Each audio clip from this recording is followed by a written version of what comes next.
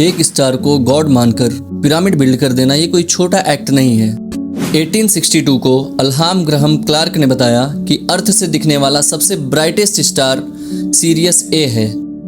Old Egyptians इस star को God मानते थे और रीजन सिर्फ इतना था कि समर के मंथ में नील रिवर में सैलाब आता था और मीनवाइल सीरियस ए आसमान में नजर आता था, जिसके बाद इजिप्ट के लोग ये समझते थे कि ये हमारा गॉड है और इस सैलाब से इन लोगों की फसल अच्छी बनती थी, तो ये लोग समझते थे कि ये स्टार हमें पानी देता है।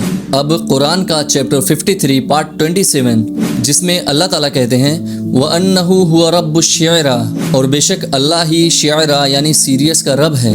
अब साइंस के हिसाब से सीरियस ए हमसे 8.6 लाइट ईयर्स के डिस्टेंस पर है। वर्ड शियरा चैप्टर 53 के वर्स 49 में आता है, यानी अभी जो हम ये सीरियस ए देख रहे हैं ये अराउंड 8 ईयर 6 मंथ पुराना है। अब अगर हम पिरामिड के इस स्पेशल लेटीट्यूड को देखें तो वो 29, 97, 92, 458 बनता है, और अगर हम अब लाइट को देखें तो उसकी स्पीड भी सेम 29, 97, 92, 458 बनती है। अब 4500 ईयर्स पहले बगैर किसी एडवांस टेक्नोलॉजी के किसी चीज को बिल्ड कर देना, वो भी स्पीड ऑफ लाइट के बराबर, ये कैसे पॉसिबल था? पिरामिड में जिस जगह फेरो की कब्र बनती थी वहां से कुछ टनल्स निकाले जाते थे जो एग्जैक्ट सीरियस ए की तरफ निकलते थे, और इन टनल्स को बनाने का मकसद सिर्फ इतना था कि इजिप्ट के लोगों को इस बात पर यकीन था कि मरने के बाद फेरो की रूह सीरियस ए के पास जाएगी और उनका नील रिवर का इवेंट चलता रहेगा।